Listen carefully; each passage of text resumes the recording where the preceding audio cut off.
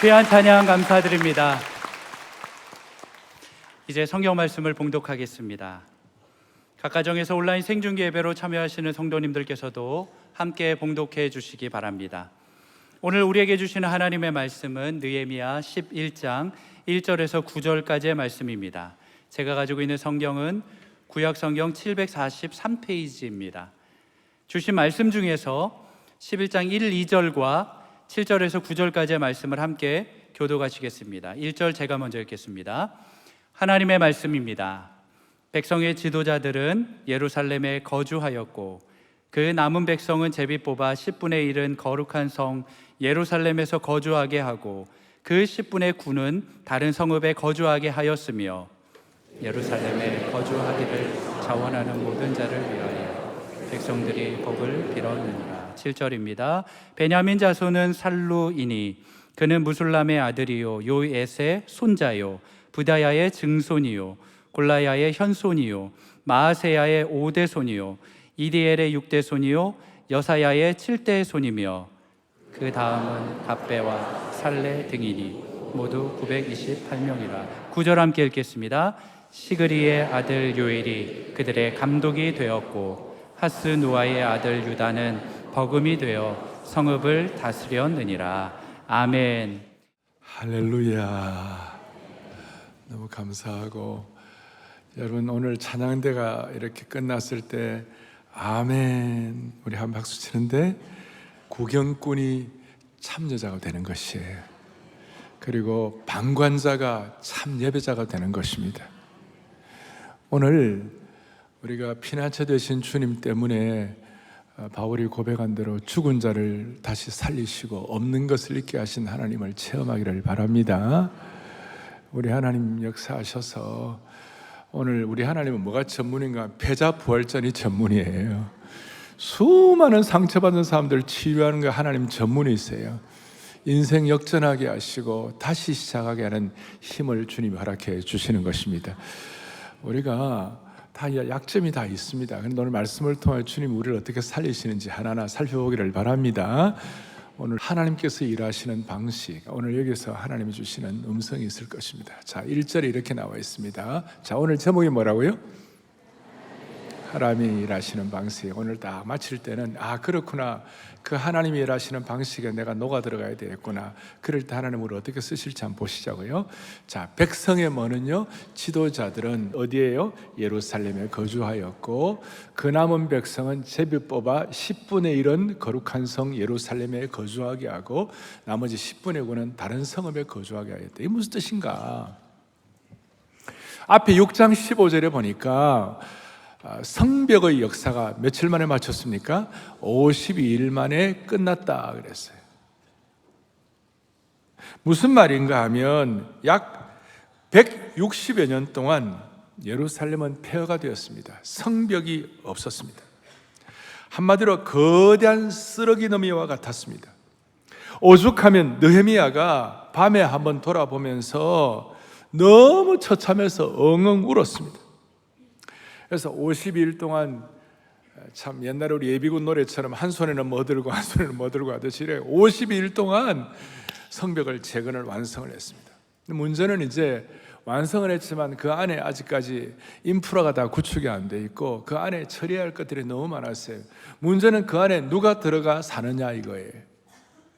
성벽에 들어가 사는 것은 쉽지 않은 일이었는데 먼저 지도자들이 모범을 보였고 그 다음에 10분의 1이 이 제비 뽑았지만 이게 들어갔어요. 들어가고 예루살렘 성 안에 들어가는 것은 어떤 일이냐 하면 위험과 희생을 각오해야 하는 일이었어요.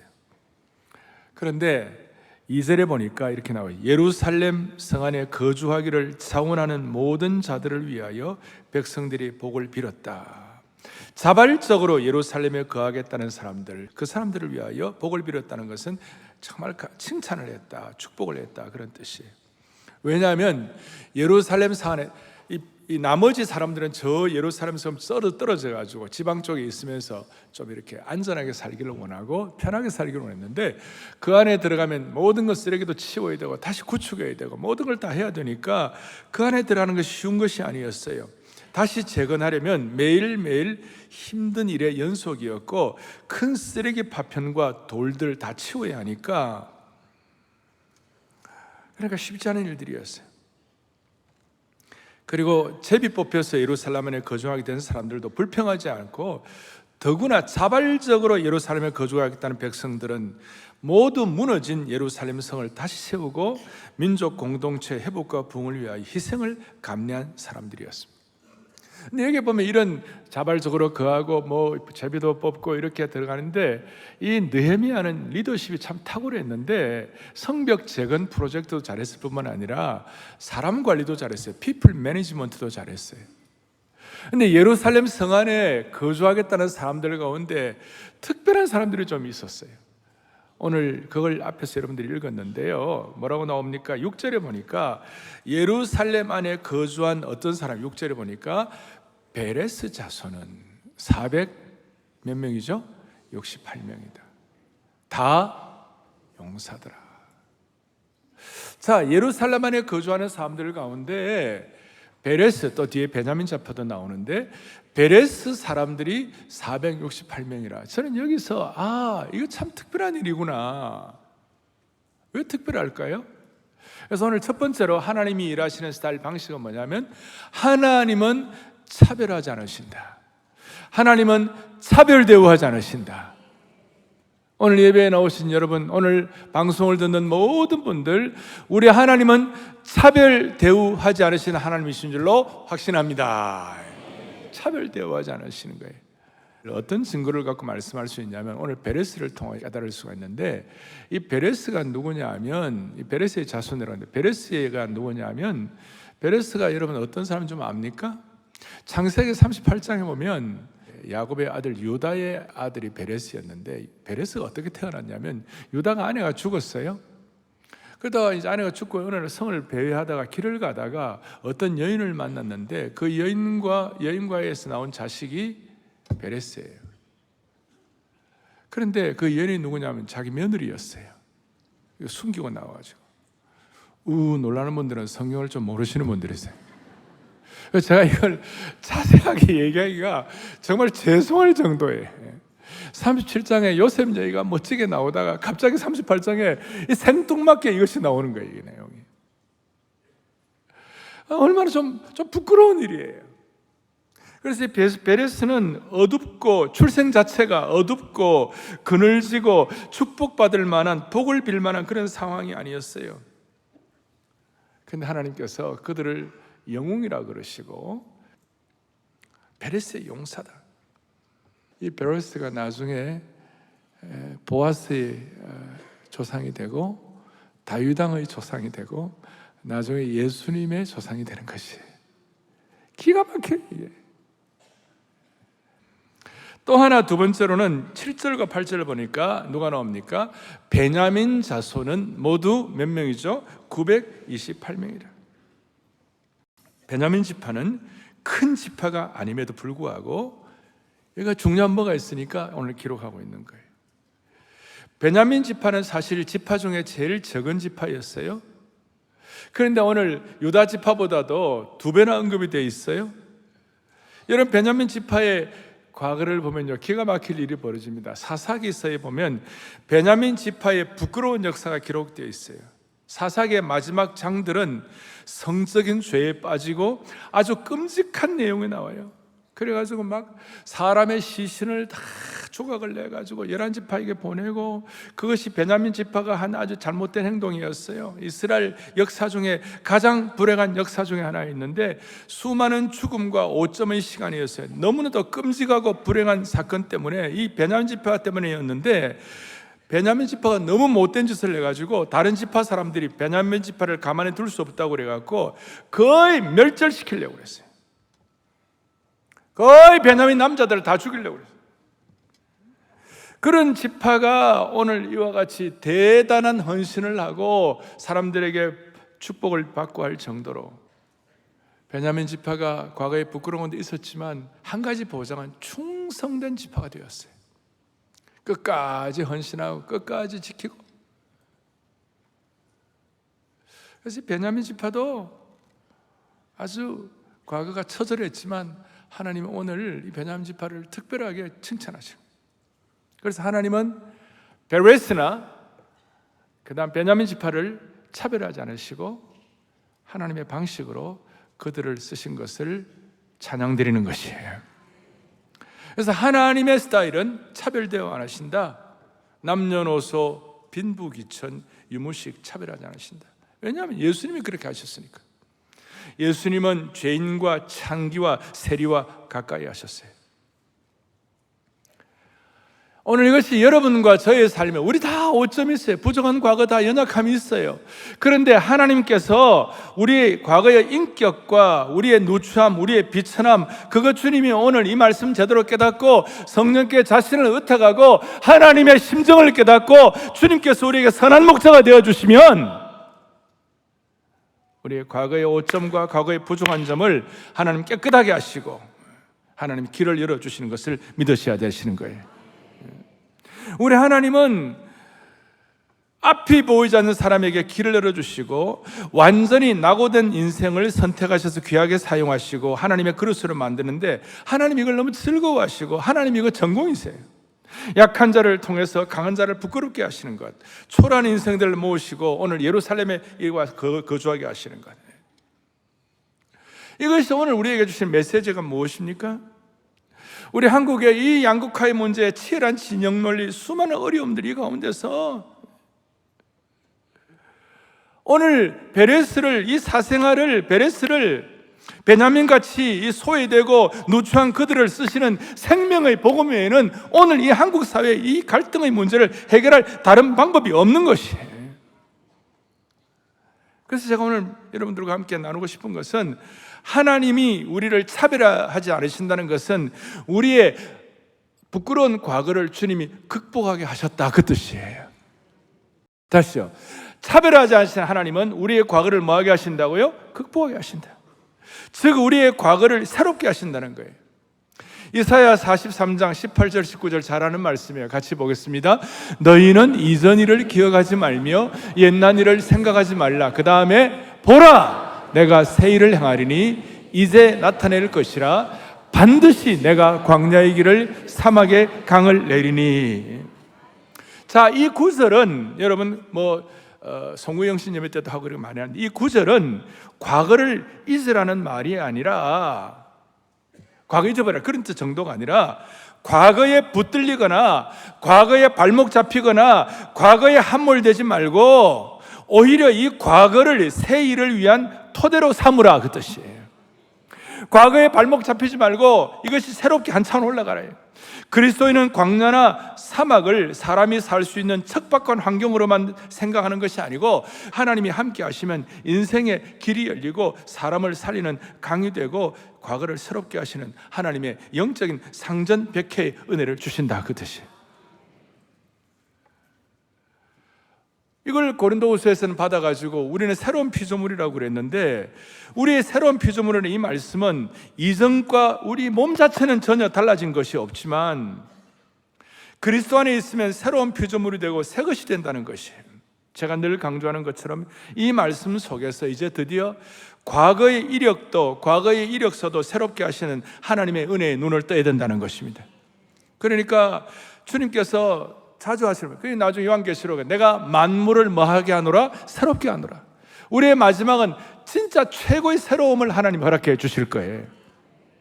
그렇기 때문에 우리가 늘 사랑의 교회에서는 강조되는 건 뭐예요? 우리가 과거에 함몰되는 것이 아니라 우리 하나님은 차별 없이 우리 과거를 극복해 하시는 하나님이시기 때문에 이제 우리 모두는 이미 결정된 과거에 발목 잡히지 말고 내가 더 잘 할 수 있는 것에 목숨을 걸어야 되는 것이에요. 우리가 더 잘할 수 있는 건 뭐예요? 주님 더 닮아가기를 원하는 거예요. 예수님의 온전한 제자가 되기를 원하는 거예요. 하나님이 내게 주신 새로운 비전과 소명에 내 가슴이 다시 한번 집중되고 하나님 앞에 쓰임받는 것을 사모하는 것이에요. 이걸 제가 뭐라고 말씀합니까? 사탄은 우리의 과거를 집중해가지고 우리를 시험 들게 하지만 성령의 역사는 미래를 새롭게 조명하는 것이에요. 얼마나 이게 중요한지 몰라요.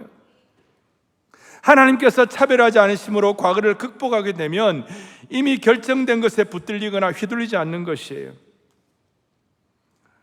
여러분, 우리를 망하게 하는 것은 우리 자신밖에 없어요.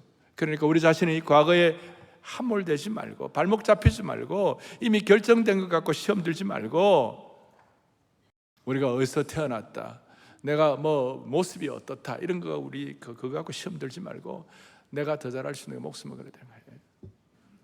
다시요, 내가 더 잘할 수 있는 거 주님 더 사랑하고, 오늘 이런 말씀 들을 때 그렇구나, 저 말씀 내가 내 것으로 받아야지, 그걸 접목하고, 그럴 때 놀라운 일이 벌어지기 시작하는 것이, 다시요, 우리를 망하게 할 사람은 우리 자신밖에 없는 것이. 이것이 왜 이렇게 중요합니까? 내가 내 인생 결정된 것에 낭비하지 않고 더 잘할 목숨 걸어야 되는 이유가 뭐예요? 거기에 주권적인 하나님의 섭리의식이 깃들여져 있는 것이. 이건 참 놀라운 얘기인데요, 제가 자막을 해봤어요. 또박또박 같이 한번 보겠습니다. 길긴 하지만 저거 영어로도 번역되어 있는데 어떻게 될지 모르겠어요. 함께 보겠습니다.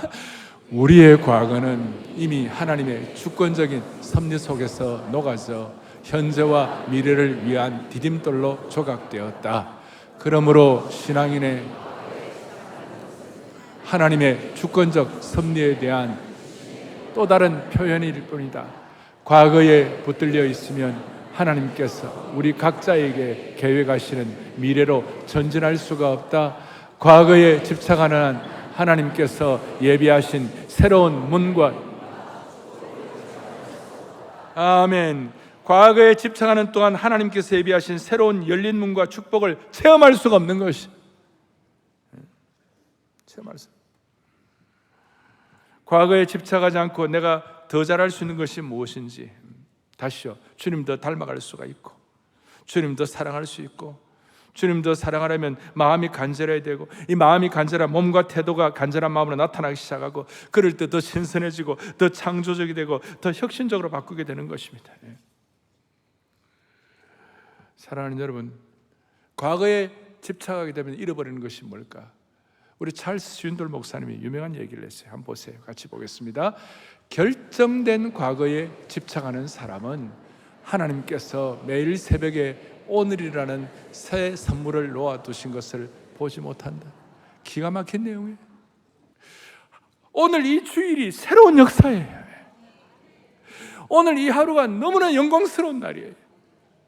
하나님은 오늘 이 귀한 주일이라는 것을 새롭게 준비해 놓으신 거예요. 그래서 제가 항상 얘기하죠. One week is one history. 한 주가 한 역사가 되는 것이에요. 그런데 우리가 과거에 발목 잡히고, 과거에 연연하고, 과거 때문에 상처받고, 과거 때문에 나가 떨어지면 여러분 새로운 오늘을 맞이하지 못하는 것이에요. 여러분 며칠 남았나요? 우리 앞으로 남은 인생 건강하게 살 날이 얼마나 남았을지는 모르지만, 저와 여러분이 오늘이라는 새로운 날을 매일매일 맞이하고, 오늘이 저와 여러분의 날마다 새로운 신선한 역사를 써내려가기를 소원한다면 발목 잡힌 과거를 청산하게 해 주시옵소서.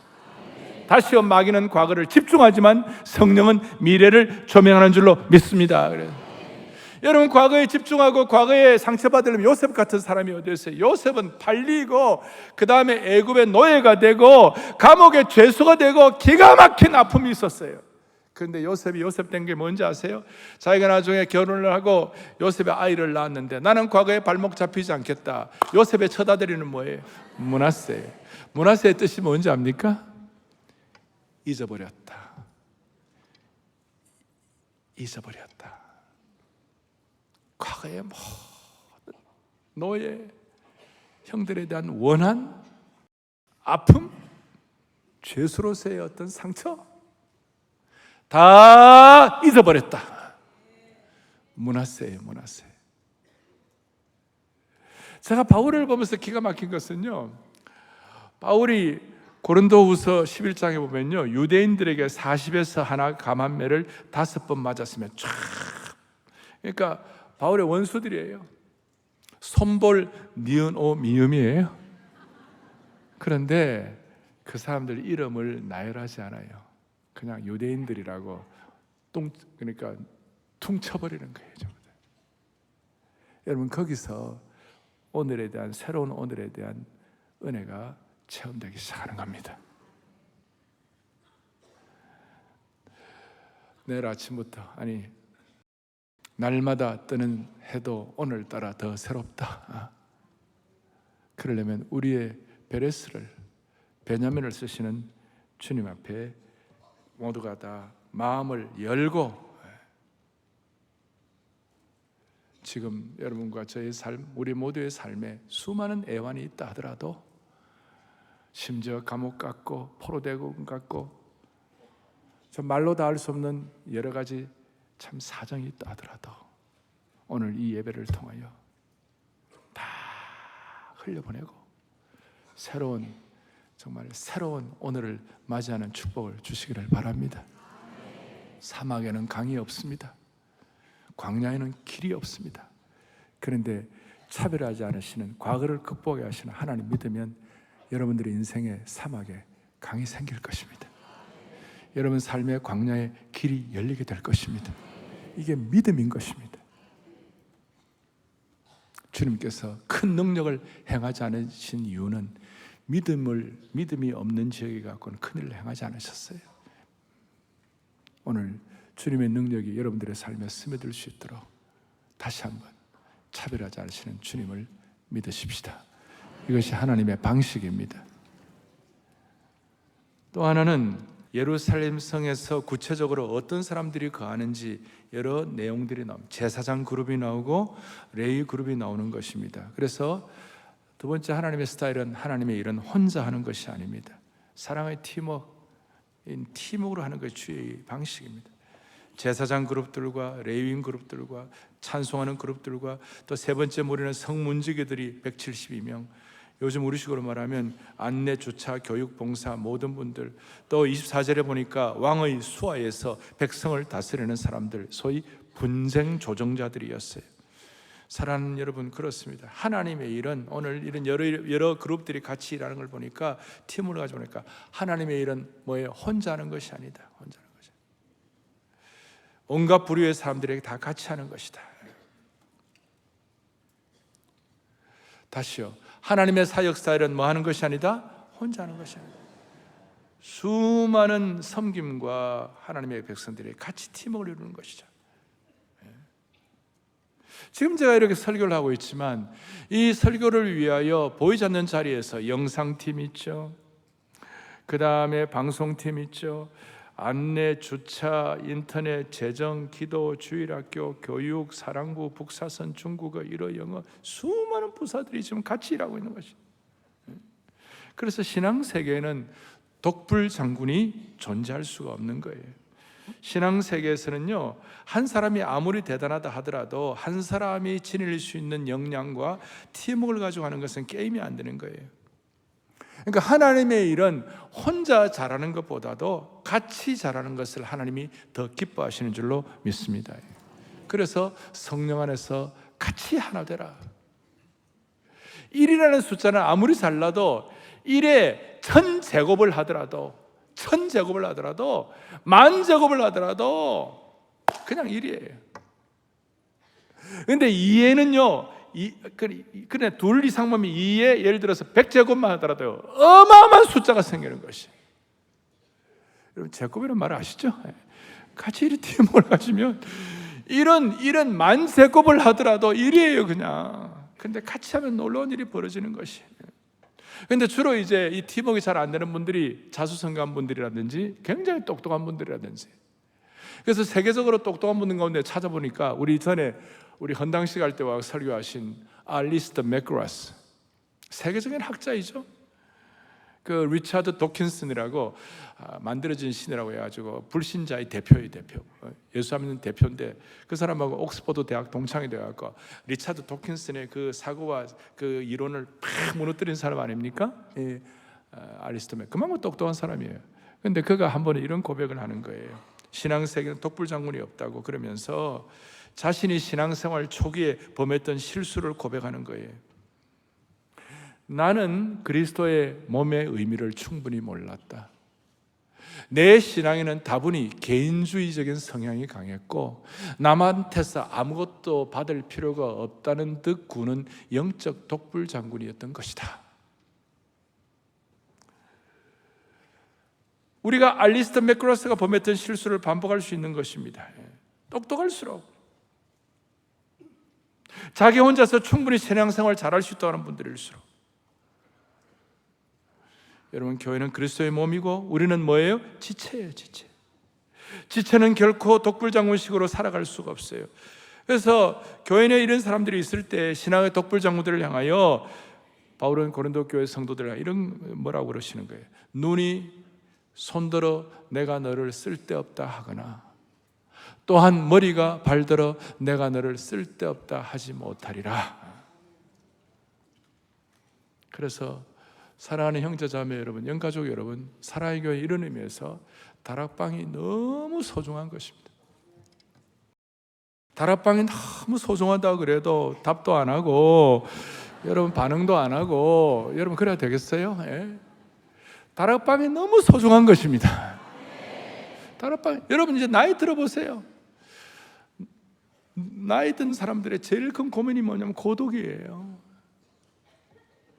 그런데 사랑의 교회 다락방은 우리가 서로 섬기고 은사대로 봉사하는 주역이 되고 이렇게 해가지고 영적 변화의 산실이 되고 서로 너 없으면 나 없고 나 없으면 너 없는 이런 놀라운 경지를 경험하는 거예요. 하나님의 일하는 방식은 혼자서 일하지 않도록 만들어주시는 것이 하나님의 은혜예요.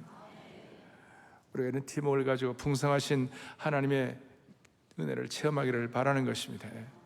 한 가지 더 하겠습니다. 한 가지 더. 우리 하나님은 오늘 본문에 뭐 몇 명 이렇게 나오긴 하지만 또 여러 사람이 나오고 사실 수천 명 이름이 나와요. 그런데 여기 한 명 한 명 다 쓴 건 아니지만 그래도 여기 적힌 분들보다도 안 적힌 분들을 통해, 그러니까 여기 나오는 수많은 이름들이 많이 나오는데 이분들보다도 안 적힌 분들이 더 많아요. 이름 몇백 명이다 이렇게 말만 하고. 소위 하나님의 나라는, 하나님의 스타일이라는 방식은 무명의 열정 있는 섬김이들 때문에 이와 같은 역사가 일어난 줄로 확신합니다. 그러니까 하나님은 이름 없는 분들의 헌신에 하나님은 소중하게 계십니다. 여러분, 오늘 우리 교회에 와서 수많은 분들이 보이잔자리에서 섬기는 분들이 많이 계세요. 이름 없는 분들의 섬김을 통하여 다시 하나님은 소중히 여기시고 그걸 통하여 일하시는 줄로 믿습니다. 이걸 히브리 기자를 통하여 이렇게 말해, 히브리서 6장 10절에 뭐라고 말씀하는가? 하나님, 시작. 하나님은 불의하지 아니하시고 행위와 그의 이름을 위하여 이미 성도를 섬긴 것과 이제도 섬기고 있는 것을 잊어버리지 아니하시느니라. 아멘. 하나님은 무명의 성도들의 섬김, 이름 없는 분들의 섬김을 하나님은 잊어버리지 아니하신다. 그렇기 때문에 우리는 이거 아니까 우리 사람 앞에서 일하지 아니하고 하나님 앞에서 일하는 것을 늘 기억하는 것이에요. 사람이 좀 못 알아줘도 하나님이 아시면 돼, 그렇게 하는 거예요. 그래서 골로새 교인들에게 바울이 권면하기를, 너는 사람 앞에서 일하는 것이 아니라 하나님 앞에서 일하게 되면 유업의 상을 하나님이 주실 줄 기억하라 그랬어요. 하나님이 기억하시는 거예요. 그러니까 우리의 신앙의 히스토리 가운데, 신앙의 역사들 가운데 무명의 이런 이름 없는 섬김들 때문에 나타나는 귀한 열매들이 많이 있는데, 여러분과 저가 하나님과 나만이 아는 영적인 수고의 비밀이 차곡차곡 쌓이는 것도 너무나 쏠쏠한 재미예요. 다시요, 하나님과 나만이 아는 수고의 비밀, 영적인 비밀이 차곡차곡 쌓이는 것도 쏠쏠한 재미예요. 대한민국도 보세요. 대한민국의 위기에 사실 때, 결정적으로 어려울 때 이름 유명한 관군이 뭐 이런 사람이 나라를 지킨 게 아니고 이름 없는 의병이 지킨 나라예요. 이 나라가, 이 나라는 관군보다도 의병이 지킨 나라예요. 이름 없는. 제가 이름 없이 수고하고 무명에 묵묵하는 헌신자들을 하나님이 어떻게 기억하시는가, 그걸 생각하면 이런 생각을 해봤어요. 꽃, 나무, 과실수는 언제나 그 자리에서 때가 되면 묵묵히 꽃을 피우고 잎을 내고 과실을 맺는 것입니다. 이름 봄에는 살얼음 속에서 꽃이 피기 시작해가지고 여름에 무성하게 되고 가을에 가면 과실수가 열매를 맺게 되는 것입니다. 누가 칭찬을 하는 것도 아니고 도와주는 사람이 없어도 그렇게 하는 거예요. 숨은 자리에서 말없이 자기의 책임을 다 해가지고 봄에 꽃이 피는 꽃의 역할, 여름에 짙은 푸르름을 역할을, 가을에 열매를 맺는 이 역할을 묵묵하게 서로가 시샘하지 않고 자신의 일을 묵묵히 하는 것이에요.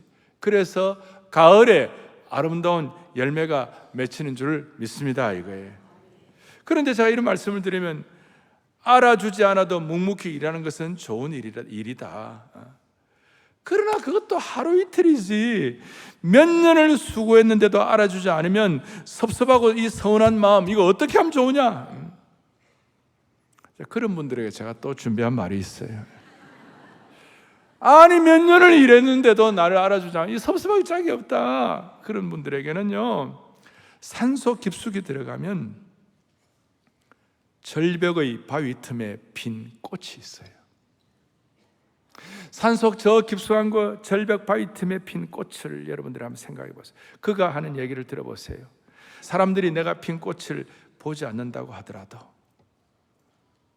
아무도 나를 보아주지 않는다. 절벽에 있는데 새벽이면 이슬을 내리시고 아침이면 햇빛을 비춰주시고 때가 되면 비를 내리시며 나를 만져주시는 창조주 하나님이 계시다. 때로 교회 봉사자들은 바위 틈에 꽃을 피우며 창조주 하나님과 대화하는 그런 헌신이 있을 수가 있는 것입니다. 사람들이 알아주지 않아도 하나님은 나의 수고에 은혜의 이슬을 내리시고 감사의 햇빛을 비추시며 언제나 나의 수고를 기억하시고 언제나 나의 수고에 열매를 맺게 하시는 하나님이신 줄로 확신합니다. 성경에 이름도 빛도 없이 헌신한 사람들, 과부의 헌금, 무명으로 예수님의 사역을 도왔던 여인들, 마가복음 14장에 보니까 예수님의 유월절 마지막 만찬을 준비하였던 집주인도 이름도 없어요. 이름 없이 헌신한 거예요. 그 마지막 만찬이 얼마나 중요합니까? 하나님은 무명의 헌신자들을 기억하시고, 열왕기상 19장에 보니까 하나님께 헌신했던 바알에게 무릎 꿇지 않는 7,000명의 이름을 기억하고 있는 것입니다. 미국 워싱턴 DC를 가면 알링턴 국립묘지가 있습니다. 거기에 문명용사의 묘지가 있습니다. 거기에 이런 글귀가 있습니다. 여기에 오직 하나님만 알고 계신 미국의 용사가 영광 중에 쉬고 있다. 여기에 오직 어쩌면 오늘날 교회에서 이름도 없이 빛도 없이 섬기고 헌신하는 사람들에게도 적용될 수가 있는 것입니다. 이 교회에는 하나님만 알고 계신 성도들이 하나님의 영광의 빛 가운데 헌신하고 있다. 이런 소리가 곳곳에서 들려오기를 바라는 것입니다. 이것이 바로 하나님의 일하는 방식입니다. 백석교단이라는 교단에 45주년 집회를 했습니다. 제가 말씀을 전했는데, 자, 그런 얘기를 했습니다. 자, 이제 한국교회는 이제 부흥이 오겠나? 다시 한국교회가 뭐 이렇게 영광스럽게 쓰임 받겠나? 어떤 그런 의문을 가진 영적 패배주의가 만연하고 있다. 그런데 초대교회는 그 어려움 가운데서도 이 생명의 복음, 여러분, 복음의 정의가 뭡니까? 예수 그리스도의 부활로 말미암은 구원, 예수 그리스도의 죽음과 부활로 말미암은 구원, 그건 복음의 정의와 복음의 내용이라고 말씀드렸죠. 복음의 정의, the definition of the gospel이 뭐예요? 그건 뭐냐면 로마서 1장 16절, 내가 복음을 부끄러워하지 않으니 이 복음은 모든 믿는 자에게 구원을 주시는 하나님은 뭐가 됨이라고요? 능력이 됨이라. 하나님의 능력이 됨이라.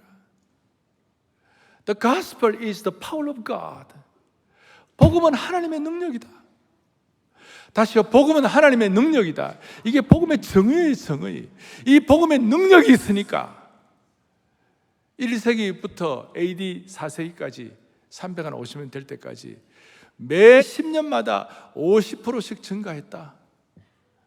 50%씩 매 10년마다 증가해가지고 초대교회 그 초라한 얼마 안 되는 그 크리스찬들이 AD 4세기 중반에 전 로마 제국이 3천만 정도 되었는데 그 중에 1,500만 명이 그리스도인이 되었다.